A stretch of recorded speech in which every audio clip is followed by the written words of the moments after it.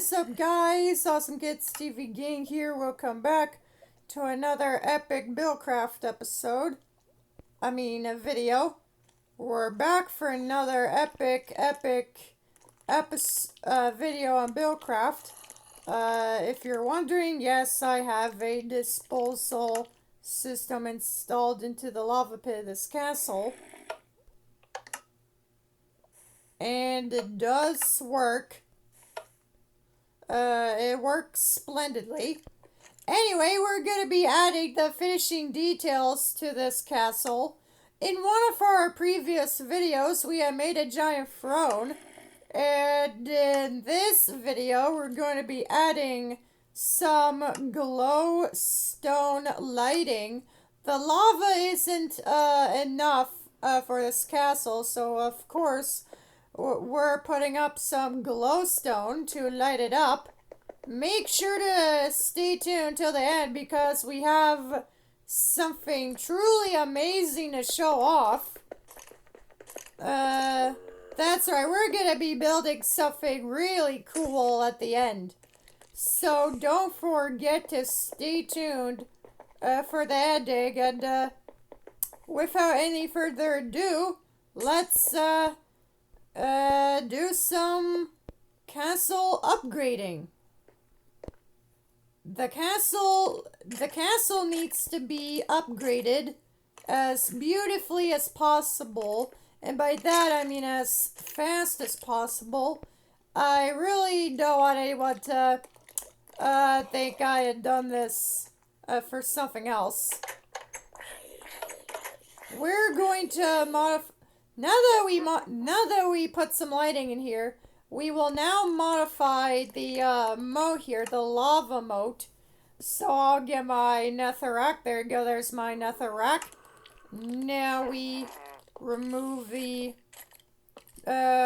drawbridge portion of this place and drain all the lava with all the netherrack. With all the nether brick we have, as I was demonstrating. Sorry about that. Anyway, the lava is now getting drained. So far, we have gotten half of the castle upgraded. Only half of it has gone upgraded. Miss Witch, I seriously wouldn't, fall into that lava there. I am just punching you in. Told you I wouldn't fall in there if I were you. Hey, you can't use fire resistance. That's cheating. Alright, let's continue draining all the lava here. Let's continue draining all the lava. The moat really shouldn't have been put into the, embedded to the, castle. It should have been embedded to the outside of the castle. Not to worry, though. I, will go and fix it. So, we are fixing it, and that is what we do at AKT, headquarters. Also known as the workshop. I have been working at this workshop since I have worked at that old location. I used to work at that old workshop, but nowadays I work at the new workshop. Yeah, I now work at this newer style of workshop. I know it's old, but I know it's 100 years old, but it still needs some tender loving care, which I have given 0 of. So that is why I, the creator of Awesome Kids TV, will try to give all the tender loving care to this here house that we now live in at Prairie Street. It is the street we live next to nowadays. We do have some noisy friends of ours So watch out for that. Anyway, it is now time to create the ultimate lava moat. Now, whenever I think of a castle that Scar owns underneath a volcano, I think of like lava moat that underneath, like next to the castle. I think of a fireproof drawbridge of sorts, of course. Oh, I did not mean to do that. That's what I usually think of when I think of a moat. Oh, sorry, I didn't mean to do that again. That's what I think of when I think of Scar's own castle. When I think of, a lava moat, that's what I think of when I think of a castle made for Scar's something. Right then, the moat outline has been dug out. Let's dig it even deeper. We are now digging the moat even deeper. Mr. Creeper, get out of here. Those mob guys are everywhere. Those mobs are everywhere, eh? Oh, yeah, they're everywhere. We will get all that we will get all that dirt replaced with nether brick. We have a couple minutes to actually do that. So we're yet again going to do that after we get the moat dug out and ready and raring to go. We could make an adventure out of this, honestly. We could definitely make an adventure. Most definitely. Alright, final layer. And then it is off to replacing the dirt with all the nether material we have. More specifically, nether brick for the moat. The lava moat is about 3 blocks deep, and so that's how deep we are making the moat. You don't have to make it this deep. You can make it as deep as you desire. Yeah, of course, I'm encouraging you to make it as deep as your heart desires. I may understand it, guys, sometimes. I understand. Whenever I have to wait for something to be finished, I usually wait. Because I am also very patient. Get out of here, stupid creepers. Get the frick out of here. And stay out of here. Those creepers love to invade. Anyway, time to replace some blocks with nether materials. We will start with the nether rack for the ground that surrounds the structure. It's going to look quite amazing once it is done. You're not gonna believe it. After we're done with this video, I'm gonna make the next racer, and of course we're gonna have a ton of fun making it. It'll have the flexibility of a frog, so not only will it be able to turn very well in curves during races, but also jump really high when there's a jump. Yeah, that's right. The vehicle itself will actually jump really high when it counters a super big jump. Any jump of any size it can handle. Anyway, we got some dirt to replace with nether brick. Oh boy, this is going to be an awesome sensation when you guys see it. It'll be the Lord of the Ball, or the God or Goddess of the Ball, that's what I'm saying. It'll be the hit of the build ball. Quite literally. Well, not quite literally. I mean, it is a castle meant for an evildoer. So, of course, we're gonna make it as royal as possible. We will make it as royal, as possible. So when I think of a castle, I think of royalty. I think, king and queens and being royal and stuff. That's what I usually think of when I think of castles. And this might be a great definition of, like, evil royalty. Evil royalty? Royalty mixed with pure evil? That's awesome! Not as awesome as battling, mobs, though. Boom! There you go. Now we're totally getting somewhere. Last couple of blocks. And we are good. There we go. We're just gonna add some more detail into this. Oh my goodness, look at this castle. It's looking awesome. Alright, middle layer's done.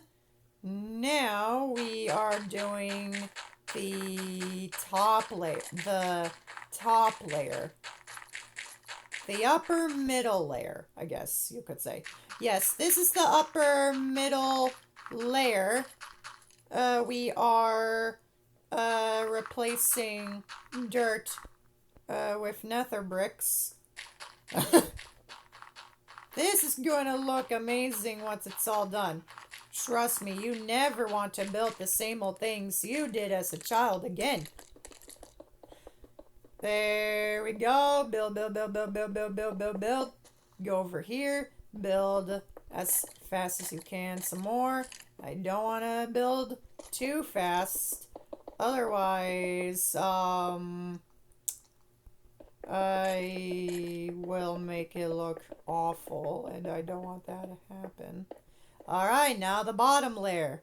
The very last layer of Scar's Castle moat. The moat is going to be, of course, filled to the brim with nothing but lava. Which means it's going to make its usual lava noises. Of course, it usually makes the bloop bloop noises. I keep deleting the bedrock I don't want to delete. Every time. The best way to do all this is to do it like this, one at a time. Get away, creeper. 1, 2, 3, 4, 5, 6, 7, 8, 9, 10. It takes 10 hits to defeat a creeper. If you want to know. Oh, dang it. Not again. There we go. We got the gunpowder dropped along with the experience. There's one more line of dirt to clear out, and we are good. Hey, could you get out of my way, Mr. Skeleton? Sir? Thank you very much. That is very appreciated. And one more. There you go. Now we replace every single block of dirt with a block of nether brick. Every single piece of dirt is replaced with nether brick. Made the nether with real netherrack. We're gonna take this one slowly. We're gonna take it as slowly as we can. Because, it,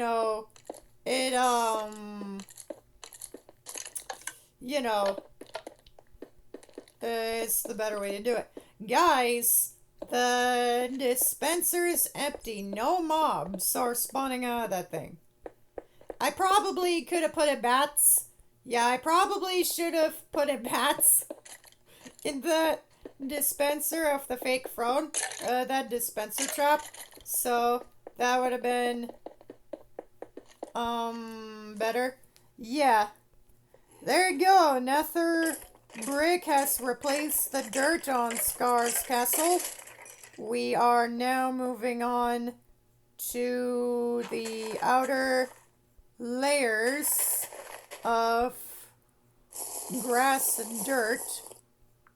We're now moving on to... Oh, dang it. Not again. I did not mean to do that. Anyway, we are now replacing all the grass and dirt with none but, you know, netherrack. And it's gonna look fantastic. I am just not talking through half of the scenes of this whole entire video. So I'm gonna try to talk as much as I can. If you guys have been through quite a lot of shenanigans like a bunch of the YouTubers I talked about a lot lately have, then oh boy, do I have some perfect stories to tell from those YouTubers.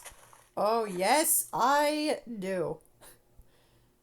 One time, Rebecca Parham was on her bed, probably drawing or something, when she got a phone call from a number that she didn't recognize. Yes, James also got one from a phone number he didn't recognize. Anyway, and she was all like, meh, I probably should answer this. This might be someone I know. And so she picks up the phone, and she's all like, hello. And a younger sounding voice responded back and said, hello. Do you know my husband, Chris Miller? That younger sounding woman wanted to know if Rebecca Parham of the Parham family, knew, who her husband, Chris Miller, actually is. Well, Rebecca Parham was hiding that secret from everyone else the whole time. She does know Chris Miller of the Miller family. I don't know if that's the family name of that young woman's family, but we're just finding out. And they just talk on and on and on and on and on and on and on until she decides to hang up on that woman. And of course, there's the Owen Sow wrong phone number story. James grew up in a generation where smartphones were a new thing, and everyone in his freaking class had one except for him. His parents never got him a flippin' iPhone because they were super strict at the time. And they didn't want him to look at internet stuff, which backfired horribly, by the way. So they never gave him a smartphone until he was like 16 years old. And now that he's an adult who uses a cell phone every day, he and I have absolutely no idea how we would survive for literally 16 years without a phone. Because with that LG Cosmos 2 phone, James ran into a couple of incidences where sometimes a random person would call him thinking he was someone else and then absolutely would not admit they were wrong. That is how you segue into the theme of our next build, which is, I guess, going to be like a giant telephone or something. Or perhaps a smaller one. Anyway, James got a... This story takes place at Suwabwe. That's right, the final Suaboy story. Hashtag Suaboy4. It wasn't good enough to be in the other three.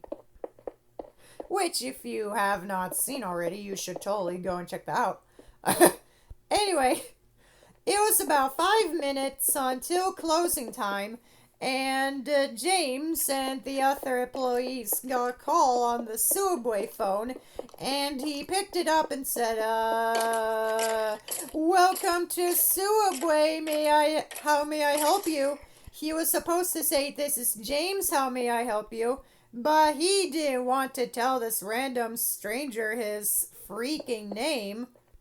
Flippin' idiot. Anyway, the person on the line said, hey, what time do you guys close? And James, one of the employees, was all like, in 5 minutes. And the person on the line said, is it okay if I show up late? I just need gas. And being the not-so-good employee he was still willing to make that guy's sandwich over the phone, let him pick it up after they closed, and he wouldn't bring him up and just pocket the money. I'm just kidding. I mean, he was just kidding at the time, and I am as well. That's a crime. He and I would do that, so if we do that, please try not to sue us. If you do, we would be met with a unpleasant burden on our families. Anyway, James was all like, yeah, I can do that. What kind of sandwich do you want? And the guy on the line said, I just need gas. And he was all like, oh, don't worry, sir. This sandwich will give you plenty of gas. I mean, do you want chips or something? No, he said, I just needed gas. He, at the time, was a little confused. Because he was calling the wrong place. He needed to call a gas station at the time, by the way. Anyway, he was all like, yes, so you will get gas. Then are you going to stop by and pick up a sandwich? And he said, I don't want a sandwich. And then it hit him. Even though the first thing he ever said to that guy was, thank you for calling Subway, I think he thought he was talking to a gas station. And so he said, sir, this is a Subway. And then he was all like, oh, and then hang up. Mr. Creeper, you're doomed. R.I.P. Every bad mob goes into the void and dies. Anyway, this next story happened at James's house, and he got a call from a number that he didn't recognize. Now, he had a couple of friends tell him that they don't answer the phone to a number they don't recognize, and Now, James had a couple of friends of his tell him that they don't answer the phone to a number they don't recognize. But his anxiety absolutely would not let him do that. But he was so like, what if it's your bank saying your account got hacked? What if it's your grandma, because why would you have her saving your phone? Or what if it's your Nigerian uncle who wants to give you his collection of gold bars and needs your information for a wire transfer? You may never know, so he always picks up the phone. So he answered it, and it was this woman asking for a Lawrence. And he said, oh, I'm not, you have the wrong number. And she goes, isn't this 416295? That's obviously that is a fake, invalid number, so please don't call it whatsoever. And he goes, no, this is 416293 because that's my phone number. Again, that's not an actual valid phone number, so please don't call it. And she goes, free? I don't think I pressed 3. James had no idea what to think of this situation because his number is 416293, Truth, it's really not. But she thinks she didn't push 3, and so he had no idea how on earth she was talking to him at the time, unless she did push the number 3, and so he said, well, obviously you did, and then he made a comic about the whole situation because he thought the internet think it was funny. This next story takes place at James's house at 9:30 in the morning, and he was lying in his bed asleep. And most people would agree that you're supposed to be awake and productive at 9:30. And he, at the time, didn't want this stranger to think he was absolutely lazy, and so all he had to do was answer the phone with his best, "I've been awake for several hours voice." And so he prepared big breaths and all, and he was all like, "Hello," and then a Irish sounding voice responded back saying, "You're going to have to come quickly. Timmy fell down 12 ants." And he was all like, what? And the voice responding back to him said, "I said you're going to have to come quickly because Timmy fell down 12 ants." He could tell it was a woman on the phone, but it was either her accent or the phone being buggy or that he had just woken up. But he could not understand anything she was saying. And he could only make out one word, which was Vance. So, he did not have a lot to pick off of. And he said, "I think you have the wrong number." And then they were like, sir. "Okay, gotta go. Now you gotta come quickly because Timmy fell down." Beep. Anyway, we're almost done with the... Anyway, and then the person called again, and he was so like, "Okay, maybe this woman is calling again, even though I explicitly told her she had the wrong number. Maybe it's not a wrong number after all. Maybe there's something else going on. Maybe it's an emergency, so maybe talk to me." And then she was all like, "I don't know how to Vance." And then he was all like, "Okay, I cannot understand anything you're saying."